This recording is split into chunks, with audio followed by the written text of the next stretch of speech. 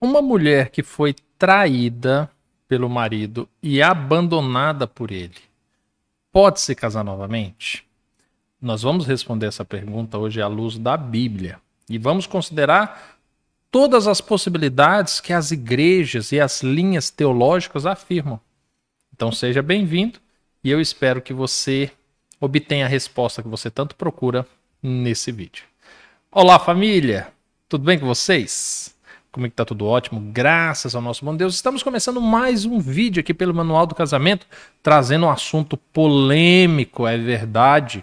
Hoje nós vamos responder à luz da Bíblia se uma pessoa que foi traída e abandonada, ela pode se casar novamente. À luz da Bíblia, tá bom?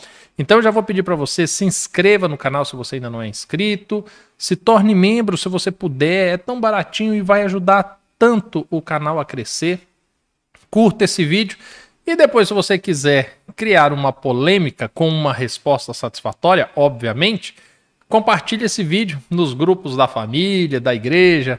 Eu tenho certeza que vai ter alguns que vão ficar meio assim escandalizados, mas ao assistir o vídeo vão obter suas respostas e certamente vão se edificar também. Família, então vamos lá. Começando, esse tema ele é muito comum nos dias de hoje e polêmico. Por quê? Porque o número de casais que hoje se separam é um número assustador. Então você tem estatística que mais de 2/3 dos casais que se casam em um ano, eles se separam. 2/3. E isso é assustador. Então, por causa disso, no meio religioso, naturalmente, você precisa de normativas. Afinal de contas, se esse é um problema social que a nossa geração está passando, a dificuldade da manutenção de casamentos, e você está dentro de uma religião, como é que a religião vai lidar com isso? A religião vai proibir você de se casar novamente? Ela vai permitir que você se case? Ela vai criar situações, condições aonde pode haver a separação em um novo casamento? Dentro da religião, naturalmente, cada uma vai regular isso de uma forma. Mas e a Bíblia? Porque a Bíblia está acima das religiões. As religiões usam a Bíblia para se sustentar, mas a Bíblia está acima delas. O que a Bíblia fala em relação a esse assunto? E eu vou ser bem, a palavra seria democrático em relação a isso, e eu vou apresentar os textos que pelo menos 3 grupos defendem muito, que é o grupo daqueles que dizem que sim, pode se separar e se casar de novo por qualquer motivo, aqueles que dizem que é só por questão de traição, e aqueles que dizem que não, em hipótese nenhuma pode se casar novamente. Tá bom? Então vamos lá. O texto mais famoso que nós temos é de Mateus 19. Mateus 19, Evangelho de Mateus, no capítulo 19. Uma coisa importante a respeito desse assunto, e eu vou te dar essa dica, que você vai poder levar para a sua vida inteira. O que acontece? Para você interpretar a Bíblia, para situações que você vive no seu cotidiano, existem 2 formas. Você vai achar na Bíblia 2 formas de você interpretar e saber como a Bíblia te orienta para determinadas situações que você vive. A primeira forma seria ela abordada explicitamente, ou seja, de uma maneira direta. Então você quer saber, eu posso matar ou não? Aí vem a Bíblia e fala, existe um mandamento que diz, não matarás. Então pronto, então eu não posso matar, porque a Bíblia disse claramente que eu não posso matar. Tá bom. Aí, de repente, você se questiona assim, poxa, o meu vizinho, ele é um assassino. Ele assassinou, ele estuprou criancinhas. Eu devo amá-lo? Eu devo tratá-lo bem? E o nome dele é fulano de tal. A Bíblia não fala nada do estuprador de criancinhas aqui. E agora? Como é que eu sei se eu posso ou não amar aquela pessoa? Aí agora nós usamos o segundo princípio, que é por associação. Jesus diz que nós devemos amar a todos. Jesus diz que nós deveríamos ir pregar o evangelho àqueles que estão nas prisões, àqueles que estão nos hospitais, aos órfãos, às viúvas, aos pobres. Opa, então por associação eu entendo que eu devo amar o fulano de tal, ainda que ele tenha sido um estuprador de criancinhas, ainda que ele seja um assassino, por associação. Então você vai interpretar a Bíblia dessas duas formas, assuntos que são explícitos e assuntos por associação. Entretanto, esse assunto do casamento e um novo casamento, você não usa associações. Você usa uma interpretação direta, porque esse assunto é abordado diretamente. Quer ver só? Verso 3 do livro de Mateus, capítulo 19.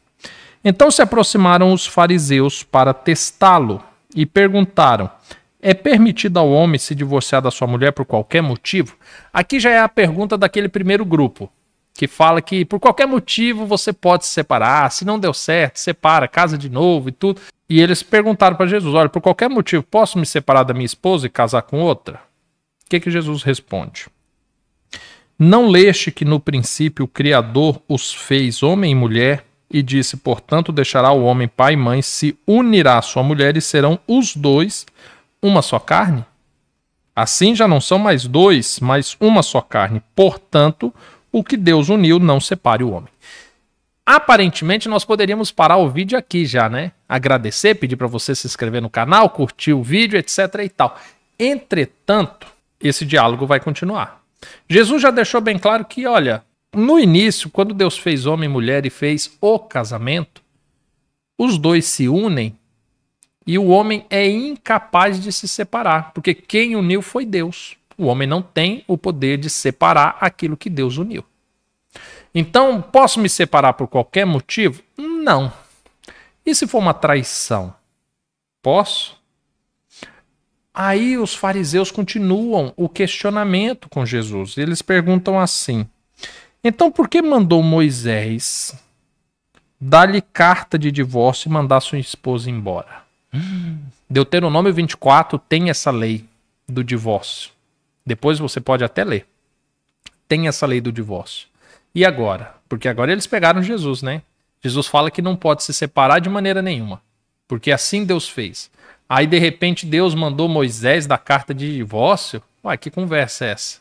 Olha o que Jesus falou. Moisés, por causa da dureza do vosso coração, permitiu mandar embora vossas mulheres. Mas, no princípio, não foi assim.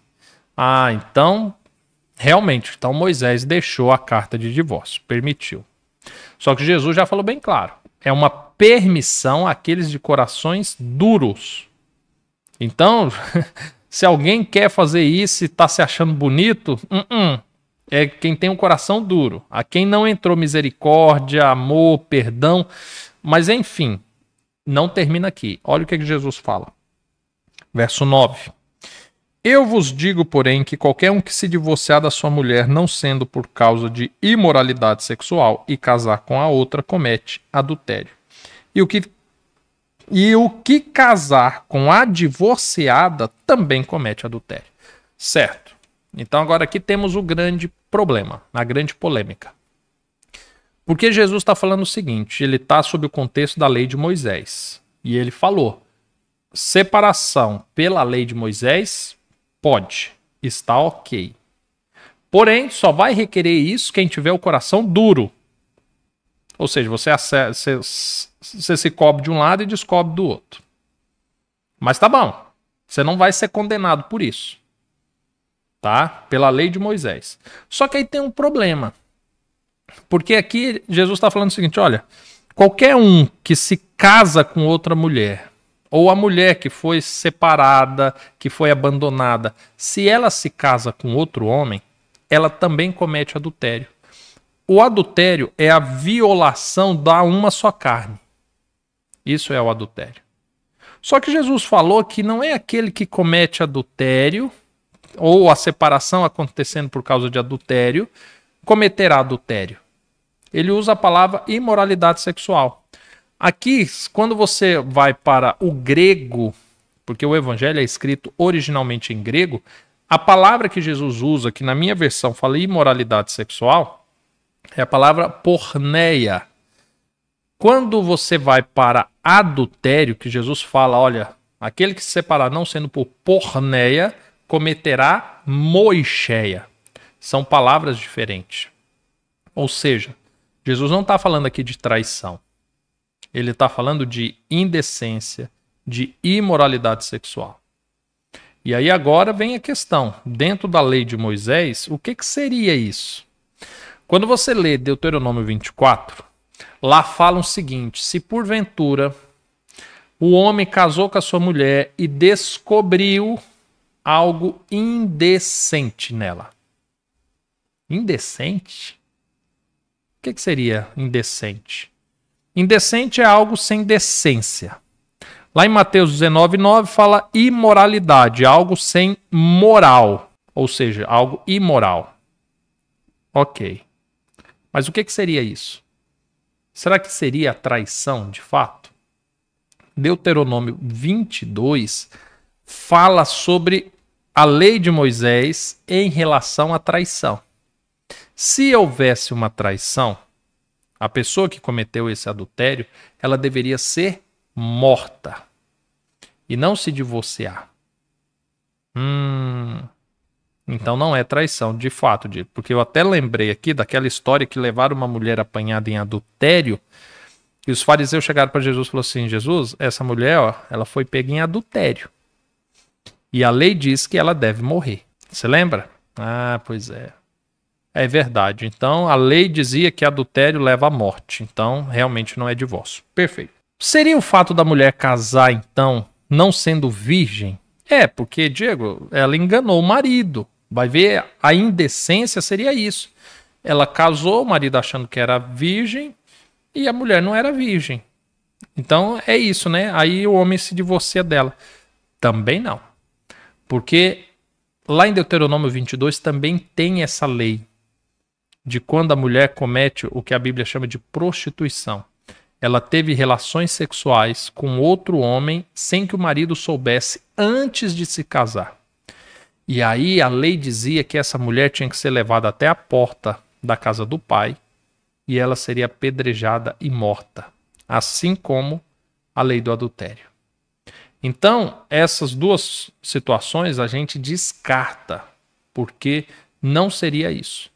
Mas se você tiver a curiosidade e você pegar essa palavra indecência, que é traduzido para o português lá de Deuteronômio 24, e pegar no hebraico original, você vai ver que essa palavra significa exposição de nudez. A Bíblia fala que a nudez do homem pertence somente à sua mulher e que a nudez da sua mulher pertence somente ao seu marido. E que se porventura o marido descobrisse que a sua mulher expôs a nudez dela a um outro homem, isso antes de se casar, ou porventura até depois do casamento, então esse marido poderia fazer à mão uma carta de divórcio e mandar aquela mulher embora.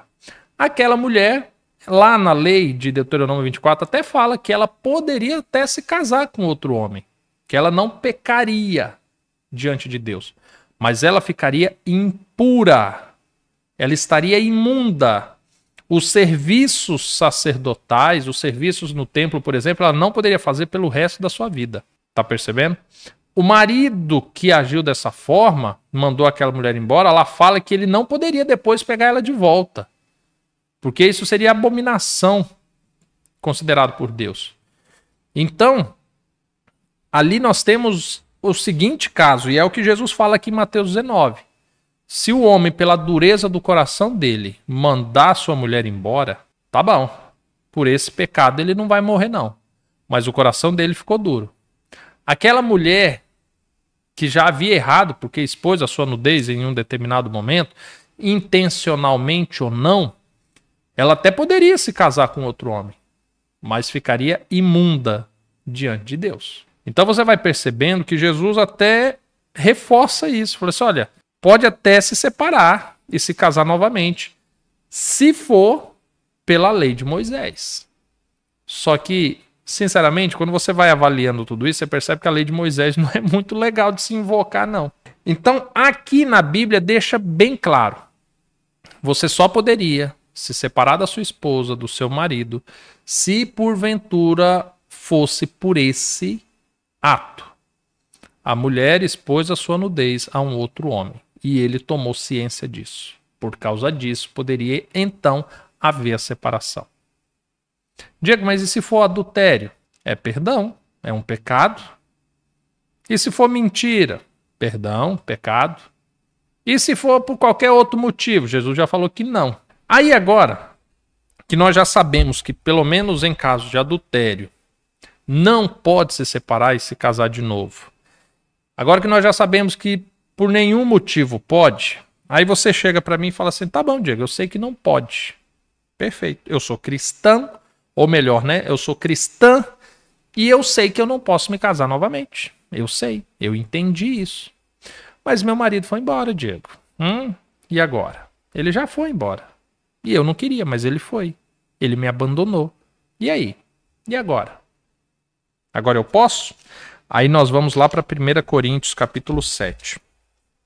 Mais uma vez, eu evidencio que esse assunto se interpreta literalmente porque a Bíblia aborda ele de maneira aberta. Então nós não vamos usar de associações.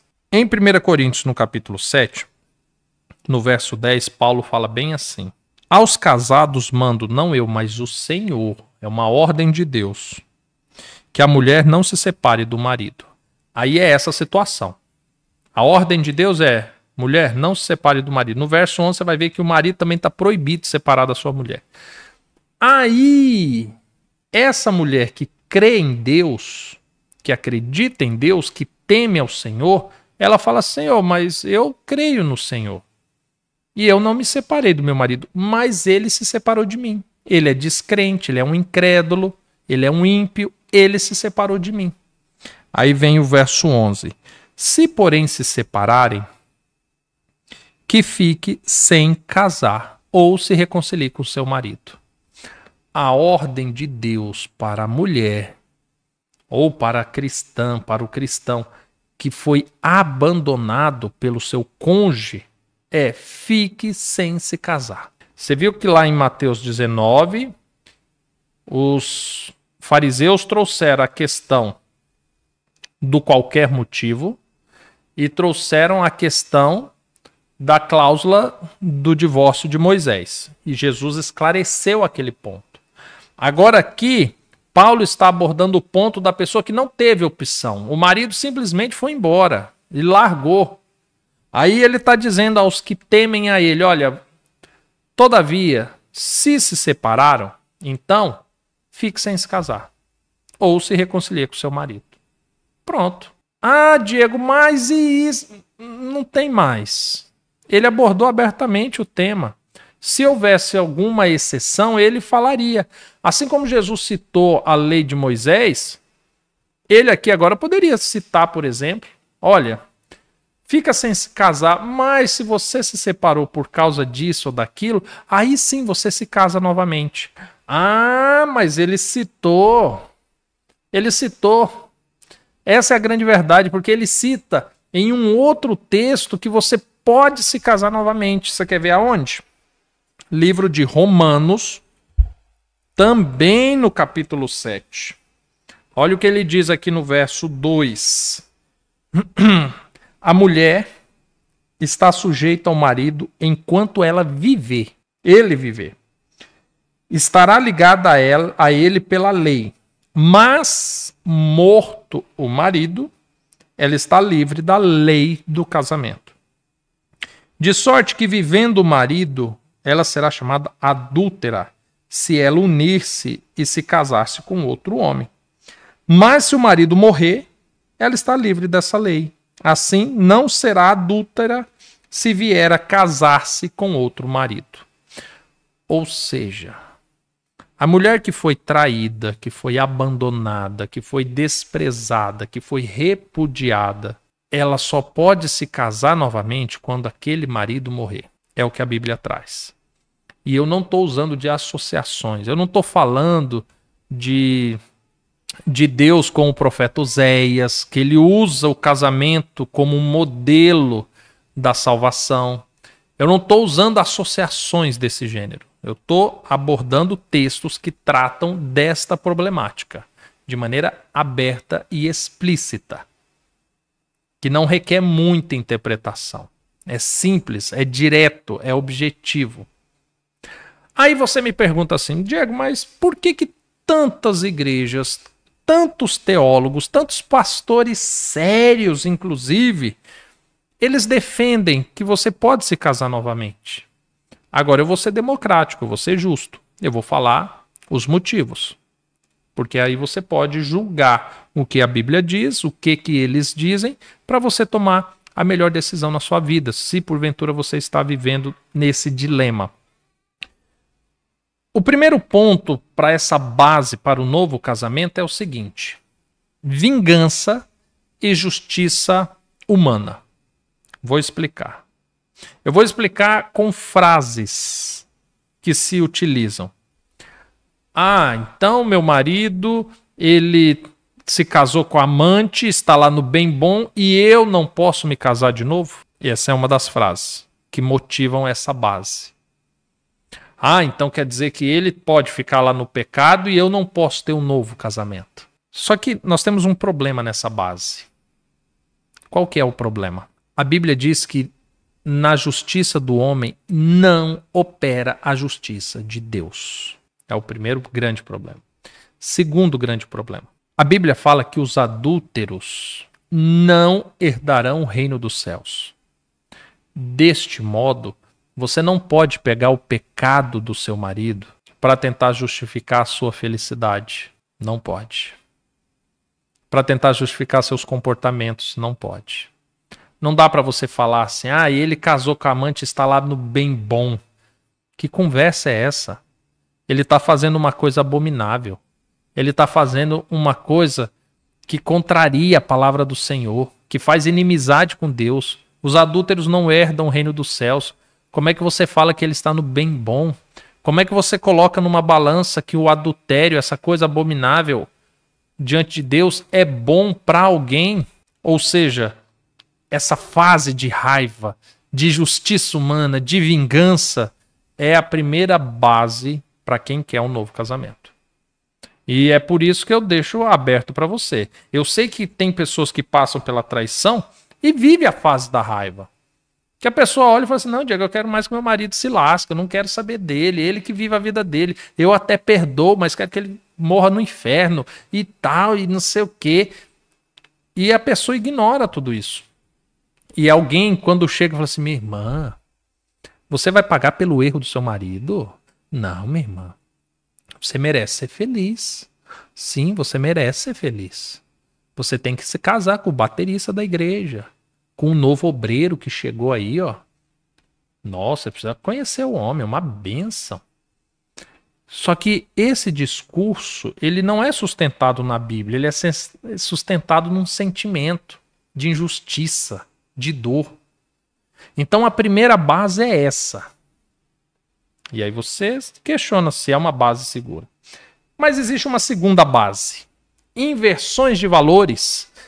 E essa base inversões de valores, ela é sustentada com uma técnica grega de argumentação, conhecida como falácia. Popularmente, falácia é considerado como um discurso vazio. Mas no mundo da oratória, a falácia, na verdade, é uma técnica de persuasão muito bem estruturada. E ela parte de uma lógica com uma leve distorção. Você quer ver? Eu vou construir uma falácia e vou te explicar o que é a falácia na prática. Vamos colocar três frases. Frase número 1. Casamento é felicidade. Essa é a primeira frase. Concordam comigo? Casamento é felicidade? Aí eu, particularmente, acredito que não. Mas essa é uma frase popular. Aí talvez você diga, Diego, tá bom, essa frase dá para passar. Casamento é felicidade. Tá bom. Frase número 2. Deus quer a nossa felicidade. Sim ou não? É verdade que Deus quer ou não quer? Quer, claro que Ele quer que nós sejamos felizes. Frase número 3. Logo, Deus quer que casemos de novo. Por quê? Casamento é felicidade, ok? Ok.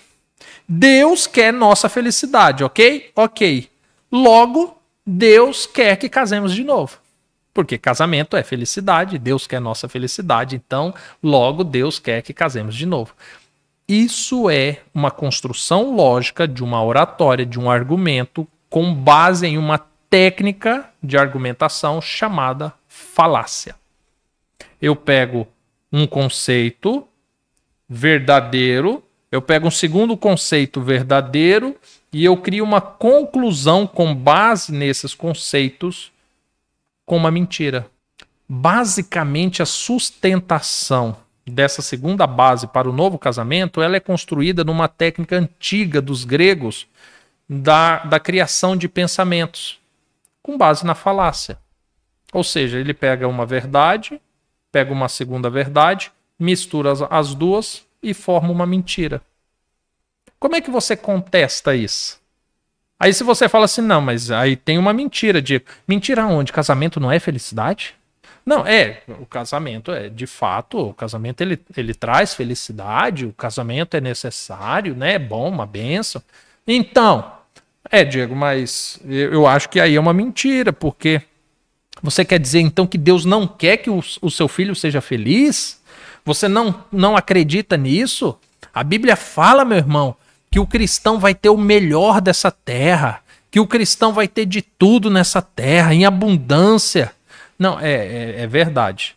Então, meu irmão, a falácia ela é construída dessa forma. Você pega um fundamento verídico, um segundo fundamento verídico e constrói uma sustentação mentirosa, que é praticamente incontestável, porque a base dessa construção são em pilares da verdade. Casamento é felicidade? É uma bênção? É um presente do Senhor? Ok, é verdade. Deus quer a nossa felicidade? Quer, verdade. Logo, Deus quer que a gente se case de novo. Não, agora não, peraí, não é assim.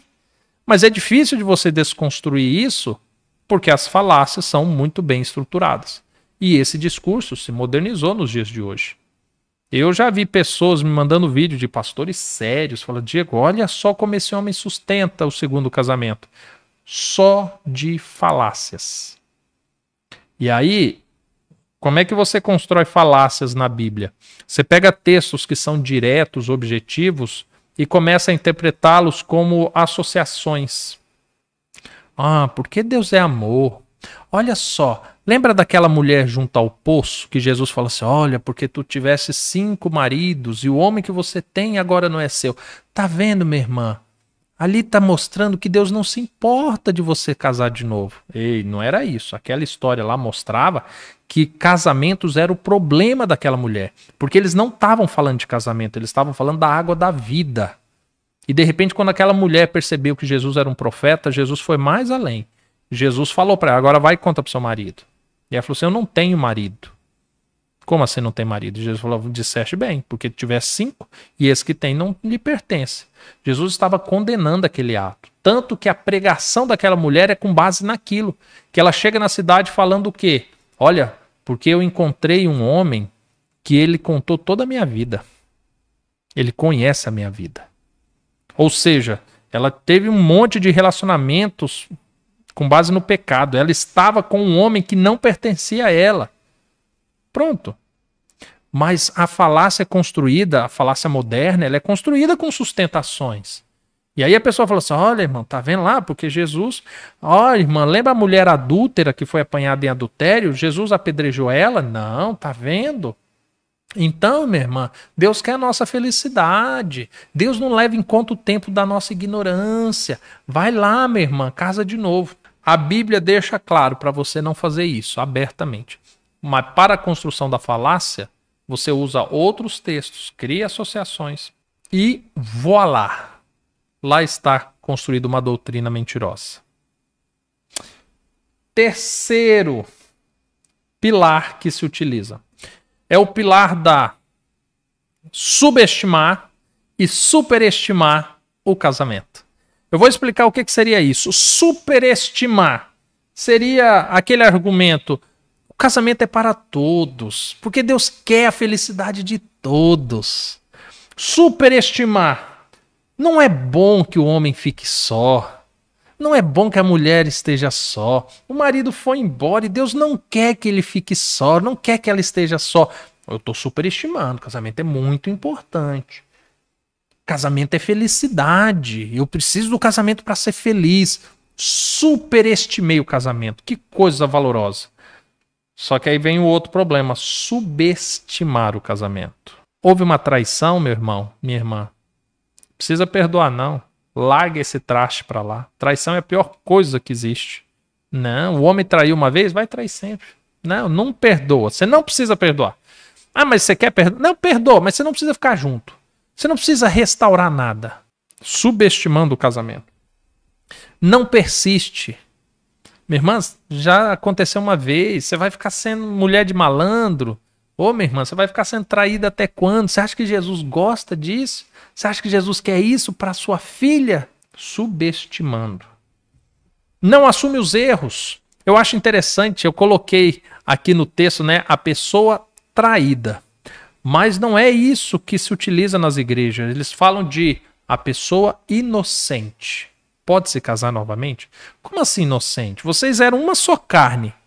Então significa que a pessoa que foi traída nunca cometeu nenhum erro, nunca cometeu nenhum pecado. O marido sucumbe e essa mulher não viu. Ele foi desenvolvendo carências, tendo problema espiritual, ele negou a Deus, negou a família, negou a sociedade. Essa mulher não viu isso e ela é inocente. E essa pessoa que é tão inocente agora está doidinho para se deitar com outra pessoa. Por isso que existe essa distorção. E eu não gosto desse termo, a parte inocente. Parte inocente. Se os dois eram uma só carne, a pessoa não muda. Isso é subestimar o casamento. Fala assim, não, eu vou mudar para quê? Eu vou mudar por um homem que me traiu? Eu vou mudar para entrar num casamento que eu lá sei se ele vai trair de novo, vai mentir para mim? E a pessoa ignora os termos até a morte. Então, a terceira base das crenças de um novo casamento estão nesse pilar. Subestimar o casamento, transforma o casamento em algo, não é lá tão importante. E superestima do outro lado. Não, é muito importante, você precisa, você tem que estar casado, porque você precisa disso, porque é o sonho de Deus que você tenha uma família, não sei o que, não sei o que, não sei o que lá. Mas, biblicamente, isso não se sustenta. É uma palavra difícil? Eu reconheço para você.